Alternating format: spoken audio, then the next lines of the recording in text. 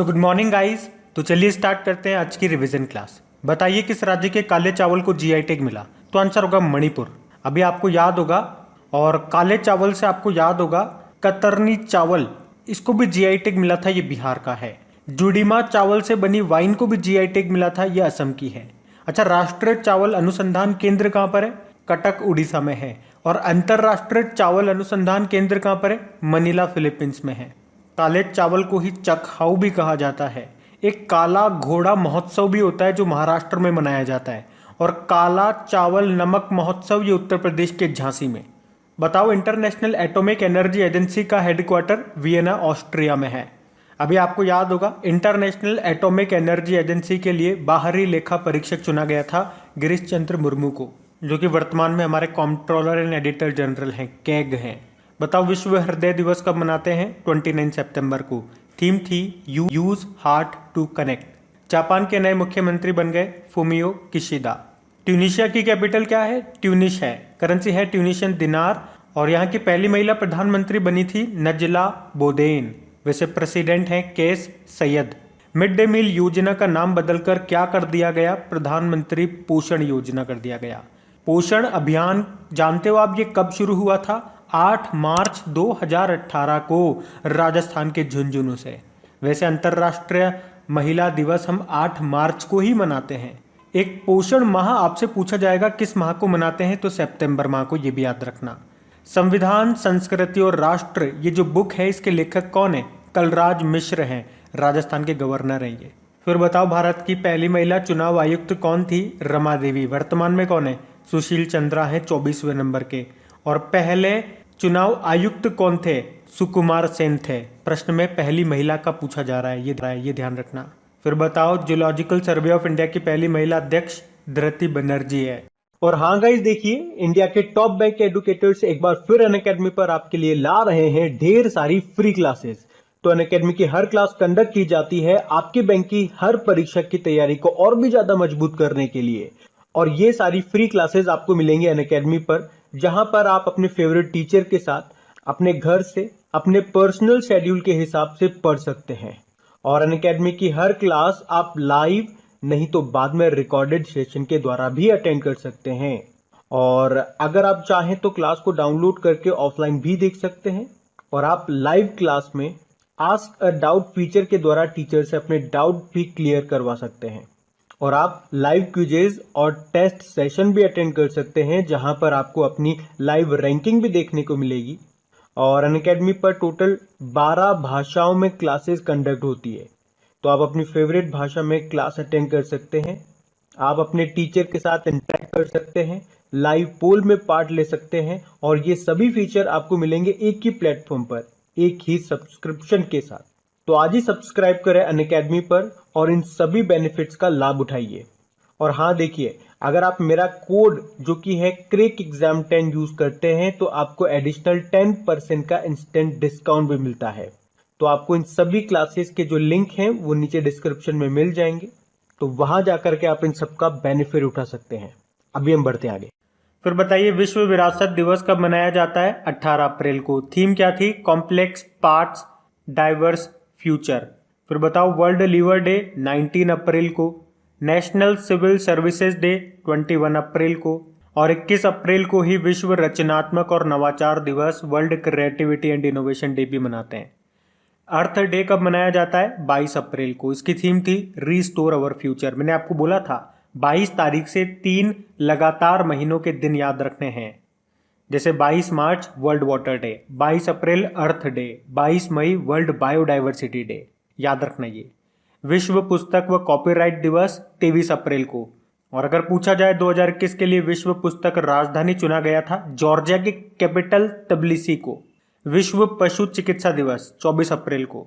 Theme क्या रही? कोविड-19 संकट पर पशु चिकित्सा प्रतिक्रिया। चलो आप तो ये बताओ, किस राज्य ने देश के पहले पशु चिकित्सा एम्बुलेंस नेटवर्क की स्थापना करने की घोषणा की थी? तो आंसर होगा आंध्र प्रदेश। और राष्ट्रीय पंचायती राज दिवस 24 अप्रैल को। वर्ल्ड मलेरिया डे 25 अप्रैल को। क्या थीम थी? Reaching the zero malaria target. आपको याद होगा, अभी कुछ समय पहले WHO ने चाइना को और अल सल्वाडोर को मलेरिया मुक्त घोषित किया था। मलेरिया ये मादा एनाफिलीज मच्छर के काटने से होता है, ये वाहक है, उसके वेक्टर हैं। वास्तव में तो जो रोग कारक होता है वो प्लाज्मोडियम प्रोटोजोआ होता है। मलेरिया को खत्म करने का लक्ष्य है 2030 का और टीबी को खत्म करने का है 2025 का। मलेरिया के लिए एक दवाई दी जाती है, कुनीन की दवा। तो प्रश्न यहाँ से भी बन जाता है कि सिनकोना वृक्ष की छाल से मलेरिया की कौन सी दवाई बनाई जाती है? कुनीन की दवाई, याद रखना। और मलेरिया शरीर के किस अंग को प्रभावित करता है? स्प्लीन को, प्लीहा, आरबीसी का, जिसे कब्रिस्तान कहते हैं। तो बताइए, सभी नए घरों में इलेक्ट्रिक व्हीकल चार्जर की स्थापना को अनिवार्य करने वाला पहला देश बना कौन सा? इंग्लैंड। किसे चेंज मेकर पुरस्कार से सम्मानित किया गया था? डॉक्टर शगुन गुप्ता को। राष्ट्रीय हिंदी दिवस कब मनाया गया? 14 सितंबर को। और वैसे विश्व हिंदी दिवस 10 जनवरी को मनाते हैं। किसे अफ्रीकी खाद्य पुरस्कार 2021 से सम्मानित किया गया? तो आंसर होगा international crops research institute for the semi arid tropics. और खाद्य से याद आएगा, विश्व खाद्य पुरस्कार 2021 किसने जीता? शकुंतला थिल्स्टेड ने। बताओ, दुबई गोल्डन वीजा पाने वाले दुनिया के पहले गोल्फर बने कौन? जीव Milkha Singh. T20 world cup 2021 के लिए किसे भारतीय टीम का मेंटर नियुक्त किया गया था? तो आंसर होगा MS धोनी को। एनक्लेट यानी कि national company law appellate tribunal, राष्ट्रीय कंपनी कानून अपीलीय न्यायाधिकरण के कार्यकारी अध्यक्ष बने कौन? M वेणुगोपाल। पुस्तक है human rights and terrorism in India, किसने लिखा? सुब्रमण्यम स्वामी ने। और लसित मलिंगा ने क्रिकेट के सभी प्रारूपों से संन्यास ले लिया, ये किस देश के खिलाड़ी थे? तो आंसर होगा श्रीलंका। पंजाब नेशनल बैंक के शेयर धारक निदेशक के रूप में किसे नियुक्त किया गया? तो आंसर होगा रेखा जैन को। वैसे इसके MD CEO हैं SS मल्लिकार्जुन राव। बताइए, किसने शिक्षा में नवाचार के लिए यूनेस्को साक्षरता पुरस्कार जीता? तो आंसर होगा National Institute of Open Schooling ने। यूनेस्को मतलब United Nation Educational Scientific and Cultural Organisation, जिसका हेडक्वार्टर मिलेगा पेरिस फ्रांस में। अध्यक्ष हैं ऑड्रे उजाले। अब बताओ, अंतर्राष्ट्रीय लोकतंत्र दिवस कब मनाया गया? 15 सितंबर को। 15 सितंबर को इंजीनियर्स डे भी मनाते हैं हम, सर M विश्वेश्वरैया के जन्मदिन को। और लिम्फोमा अवेयरनेस डे भी हम मनाते हैं 15 सितंबर को। प्रधानमंत्री नरेंद्र मोदी ने कहां पर राजा महेंद्र प्रताप सिंह स्टेट यूनिवर्सिटी की आधारशिला रखी? अलीगढ़ UP। और किस पोर्ट पर एक मोबाइल एक्सरे कंटेनर स्कैनर प्रणाली लगाई गई? तो आंसर होगा पारादीप पोर्ट पर, ये उड़ीसा में है। महानदी और बंगाल की खाड़ी के संगम पर है। किस राज्य ने बाजरा मिशन शुरू किया? तो आंसर होगा छत्तीसगढ़।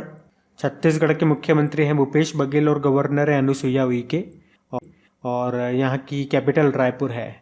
चलो आप तो ये बताओ, यूनाइटेड नेशन जनरल असेंबली ने किस वर्ष को बाजरे का वर्ष यानी कि ईयर ऑफ मिलेट्स घोषित किया? तो आंसर होगा 2023 को। किस पेमेंट बैंक ने देश की पहली फास्टैग आधारित मेट्रो पार्किंग सुविधा शुरू की? तो आंसर होगा पेटीएम पेमेंट बैंक ने। कहां पर? दिल्ली के कश्मीरी गेट मेट्रो स्टेशन पर। पेटीएम के CEO कौन है? विजय शेखर शर्मा है। स्थापना होती है 2010 में, नोएडा में हेडक्वार्टर मिल जाएगा। प्रधानमंत्री कुसुम योजना के तहत ग्रिड सौर पंपों की स्थापना में देश में सबसे पहले स्थान पे कौन सा राज्य रहा था? तो आंसर होगा हरियाणा।